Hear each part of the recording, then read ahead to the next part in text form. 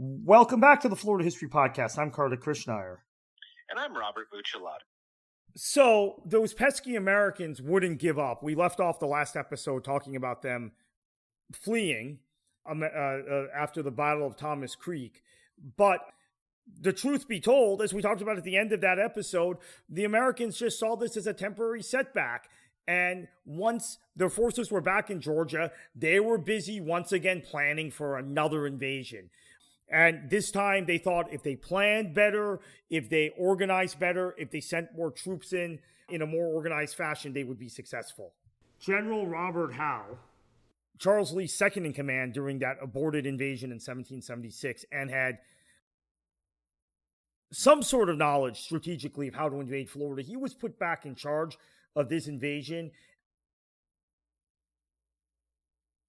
They were pretty confident this time they would be able to pull it off. But before Howe could even invade, the East Florida Rangers began raiding into southern Georgia and began stealing livestock, stealing crops, in some cases even freeing slaves and telling the slaves, hey, if you join us, we'll give you your freedom. There were lots of Native Americans, Seminole Creek people involved in this force. They even got within a dozen or so miles of Savannah in late 1777, early 1778, and they raided and sacked Augusta at one point. So in late January 1778, General Howe formulated plans for yet another invasion of East Florida. However, this time he thought, you know what, the militia are indisciplined. We talked about how the militia took off and ran at Thomas Creek, and let's build the bulk of our force around American regulars, continental regulars. So logically, you want to conduct a campaign like this with regulars instead of with militia. And this was a constant battle that the American commanders, Continental Army commanders, including General Washington, were fighting internally because the militia were not very disciplined and were not particularly well trained. And as we saw at Thomas Creek, they cut and run the second there was some adversity.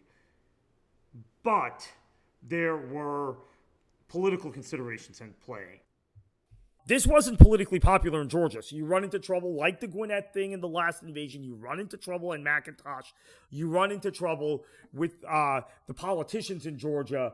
And basically, because of this, Howe is forced to weaken his invasion force by using militia in order to placate the politicians and the public. And the Georgia militia was put under the leadership of John Houston, who was the not John Houston, the director, right? Long before that, John Houston, the Patriot governor of Georgia, and together with Howe's regulars, this third attempted invasion of East Florida would have several thousand men between the regulars and the militia. So in March of 1778, after Thomas Brown and his East Florida Rangers routed this militia, Houston's militia, at Fort Barrington on the Altahama River, which is in slightly in South Georgia, the Rangers forced the surrender of the militia and took control of the fort. This is how ineffective a fighting force that militia was. So this essentially gave the British military a beachhead with operations aimed towards Savannah, the capital of the colony.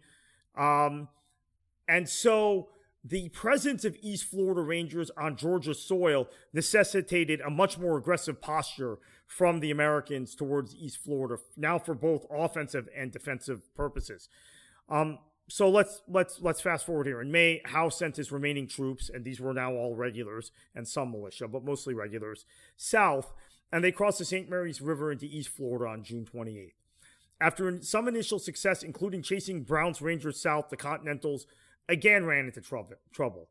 On June 28th, Howe sent James Screven after Brown and the Rangers, occupying Fort Tonin, which was on the Florida side of the Florida-Georgia line, on the British side.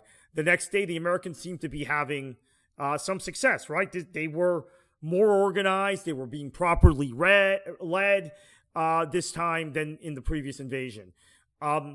And it looked like maybe this time they'd be successful. Then, the next morning on June 30th, 1778, Screven's forces were met by Brown's Rangers and British regulars at a place called Alligator Creek Bridge, which is just north of Callahan. If you drive US 301, actually, it's kind of in the town of Callahan, the outskirts of the town of Callahan, now in Nassau County. Drive US 301 between Folkestone and Callahan, or between Folkestone and Jacksonville, I guess. Right? You pass over it right just north of Callahan. They were met at the battle at the bridge over Alligator Creek. This engagement was an actual battle. I mean, we call it the Battle of Thomas Creek, what we talked about in the last episode, but it was really more of a skirmish. This was an out-and-out battle. Much, much larger because both the British and the Americans had lots of forces. There were disagreements in the American camp. Once again, Howe wanted to engage the Rangers and the British regulars. Houston, who's still around and has lost half his militia, wanted to bypass the British troops completely and chart an alternate course towards St. Augustine. This effectively split the forces, right? And Houston's militia were late to engage the enemy. They didn't arrive until July 6th. So the British had 1,000 troops between the regulars, the militia, and their Native American allies, the Seminoles/Creeks. And even though the Americans had had several thousand that they invaded with, many had been captured, as I mentioned, at Fort Barrington. Other militia had broken off under Houston's command. And so the rebels, despite having what looked like it would be overwhelming numbers with the invasion, were badly outnumbered. And once again, all sorts of problems within the Continental ranks. They're defeated, they retreat. So that's where we are at this point. Again, another defeat.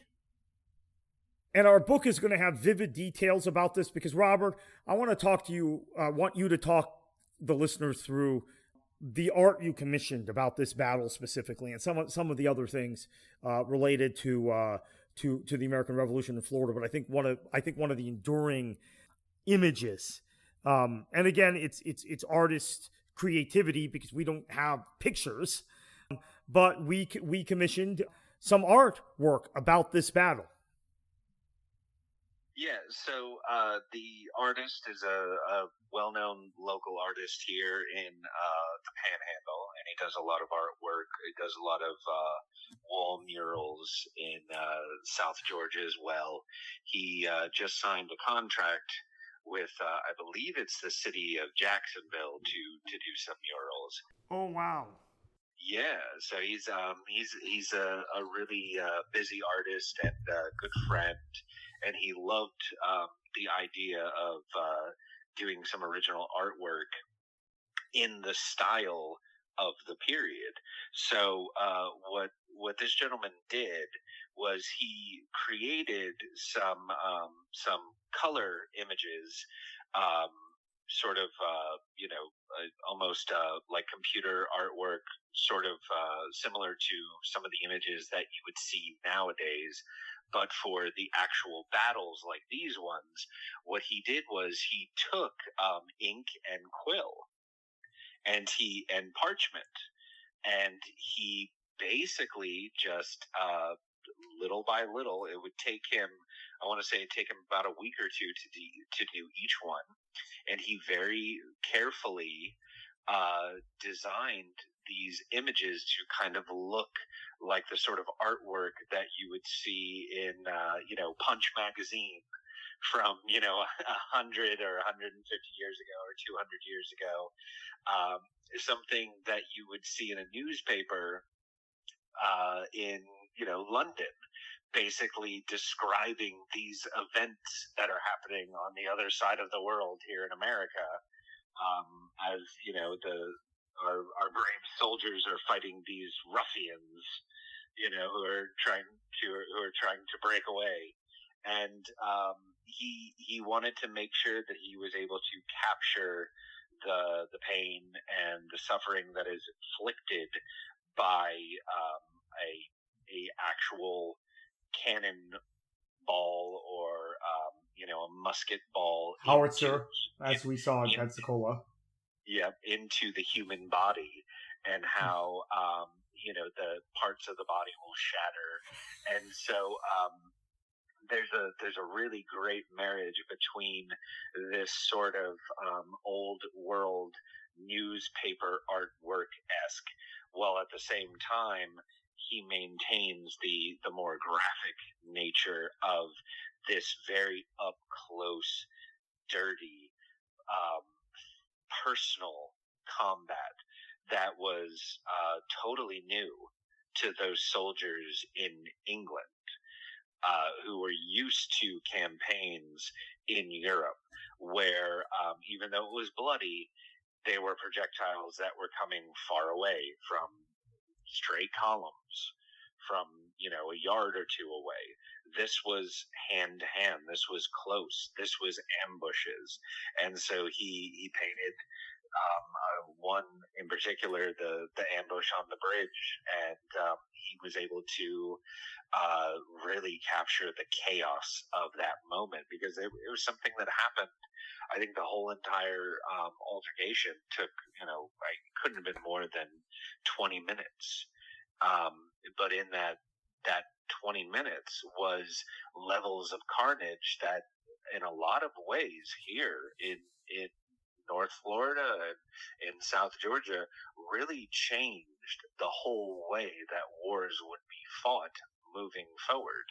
It would be personal from now on. Yep. You would know the person. You would see the person that you killed, that was killing you. And that changed things. And I think it went a long way to take a lot of the stomach that the British had for this kind of conflict. Okay, so we're going to pick up next week with, I think, the final podcast, not in this season on the American Revolution. We have a few more to go, but the final one on our on George Washington's obsession with capturing East Florida.